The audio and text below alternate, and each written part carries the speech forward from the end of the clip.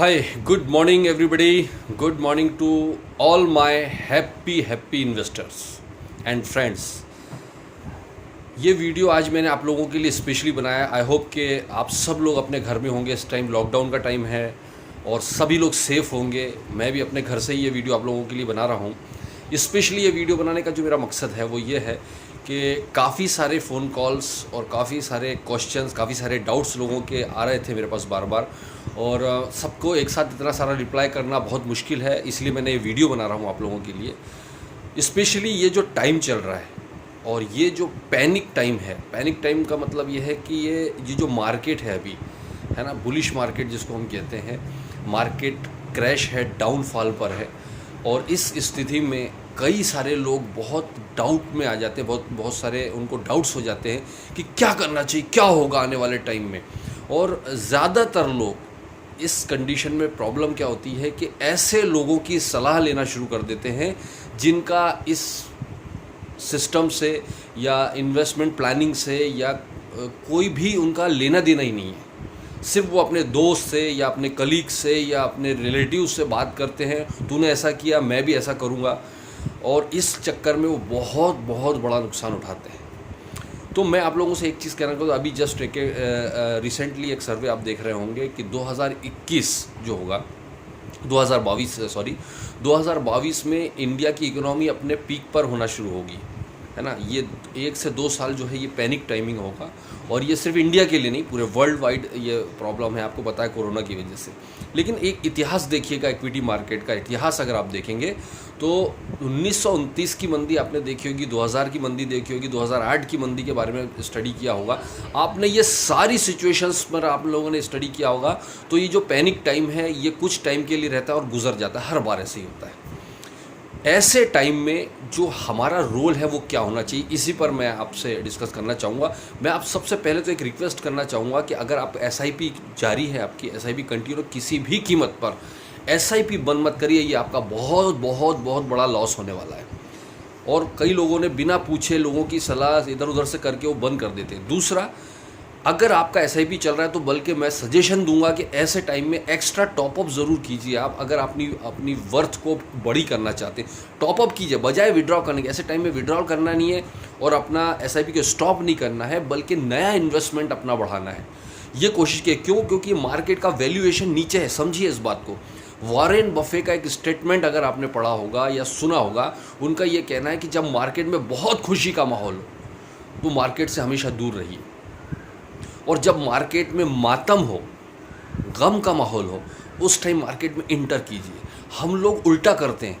आप इस टाइम अपने फंड की वैल्यू देख रहे हैं तो वो फंड की वैल्यू निश्चित रूप से कम दिखाई देगी, क्योंकि आपका NAV नीचे है। तो NAV नीचे है का मतलब यह है कि हम लोगों ने इन्वेस्टमेंट 1, 2 साल, 3 साल के लिए नहीं करते हैं। इक्विटी मार्केट में इन्वेस्टमेंट 5 से 7 साल मिनिमम हॉराइजन होता है जो बड़ा रिटर्न लेने के लिए।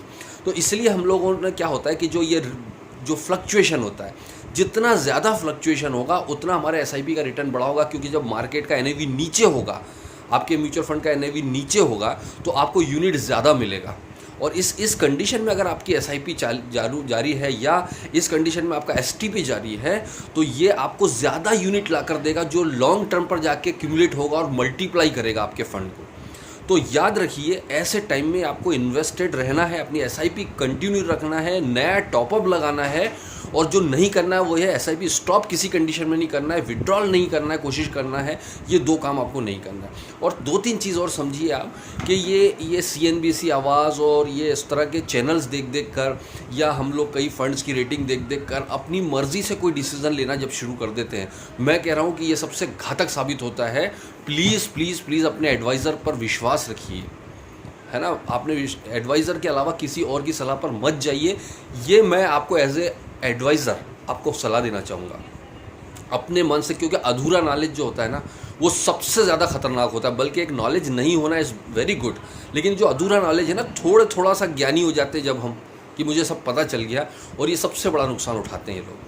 तो ऐसी कंडीशन में आप ये इस तरह की अफवाहों पर, हम कई स्टेटमेंट पढ़ लेते हैं, कई वेबसाइट्स पर जाके कुछ स्टडी कर लेते हैं, और उसके हिसाब से हम अपने डिसीज़न बदल लेते हैं। एक बार कोई डिसीज़न अगर आपको लेना है तो प्लीज़ मुझसे सलाह ज़रूर कर लें, आपको जो करना करिए, लेकिन एक बार पूछ ज़रूर लीजिए कि मैं ये करने जा रहा हूँ, क्या ये सही रहेगा।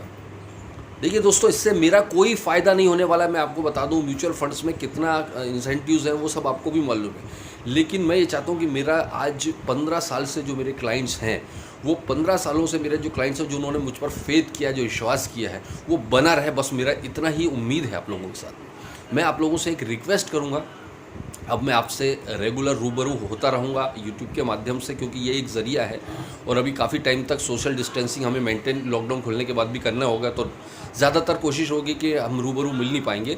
लेकिन मैं ये चाहूँगा कि आप इस वीडियो को पूरा देखें। आपको किसी तरह के कोई डाउट्स हों, किसी तरह के कोई क्वेश्चन हो, कोई सजेशंस हों आप लोगों के, तो प्लीज़ प्लीज़ प्लीज़ मुझे फीडबैक आपका चाहिए। और फीडबैक आप मुझे मेरे व्हाट्सएप पर भी कर सकते हैं, आप कमेंट बॉक्स में भी कर सकते हैं। मेरे चैनल को सब्सक्राइब करके रखें, बेल आइकन दबा कर रखें, ताकि मेरे नोटिफिकेशन आपसे मैं आपको रेगुलर बेसिस पर यहीं पर दूंगा। राइट गाइस, तो थैंक यू वेरी मच। मेरा सिर्फ इतना ही मोटिव था कि ये पैनिक मार्केट का फ़ायदा उठाना है, ना कि इससे पैनिक होना है। ये बहुत बड़ी एक अपॉर्चुनिटी है। 1 आध 2 साल सब ये टेंशन्स होती हैं, ये निकल जाएगी सर।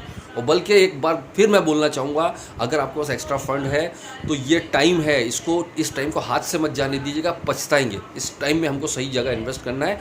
और मैं सजेशन दूंगा, वन टाइम इन्वेस्टमेंट के साथ साथ आप STP, डेली STP के ज़रिए भी इन्वेस्ट कर सकते हैं। ये बहुत बेहतरीन चांस है। और नए जो इन्वेस्टर्स मुझे सुन रहे हैं, मैं आपसे रिक्वेस्ट करना चाहूँगा कि एक और स्टेटमेंट वॉरेन बफे का बहुत बढ़िया है कि अगर आप खर्चा करने के बाद जो पैसा बचता है उससे सेविंग करेंगे तो ज़िंदगी में कभी भी सेविंग नहीं कर पाएंगे। लेकिन अगर आप पहले सेविंग करेंगे और उससे जो बचेगा उससे अपना घर चलाएंगे, तो आप सेविंग करके भी करोड़पति बन सकते हो। तो ये बहाना नहीं है। सेविंग हम 1000 रुपये महीने से भी SIP स्टार्ट कर सकते हैं। छोटी छोटी सेविंग से स्टार्ट करिए, आपको जो कंडीशन है उस कंडीशन से हम शुरुआत कर सकते हैं। डोंट वरी अबाउट दैट, लेकिन करिए छोटा छोटा सेविंग। आज ये लॉकडाउन का पीरियड, मैं आपको बता रहा हूँ, ये वो टाइम था जब हमारे पास फंड की अरेंजमेंट नहीं थी। हम अपने SIP से या म्यूचुअल फंड से इमरजेंसी फंड विड्रॉ कर सकते हैं और इसको यूटिलाइज़ कर सकते हैं। राइट, और अगर आप इसको लॉन्ग टर्म पर क्यूमुलेटिव बेनिफिट्स अगर देखेंगे तो हैरान रह जाएंगे। 7 ईयर एंड अबाउ की SIPs को उठाकर देखिए, अगर सही फंड में लगा हुआ है तो आपको समझ में आएगा कि लॉन्ग टर्म पर कितना बड़ा बेनिफिट है इसका। राइट, सो प्लीज़ किसी भी तरह की आपको सलाह की ज़रूरत है, कोई भी आपको सजेशंस देने हैं, जो भी आपको लगता है, आप प्लीज़ मेरे साथ ट्यून रहें, टच में रहें और कमेंट बॉक्स में अपने डाउट्स, अपने क्वेश्चंस ज़रूर मुझे भेजें। So thank you very much, thank you.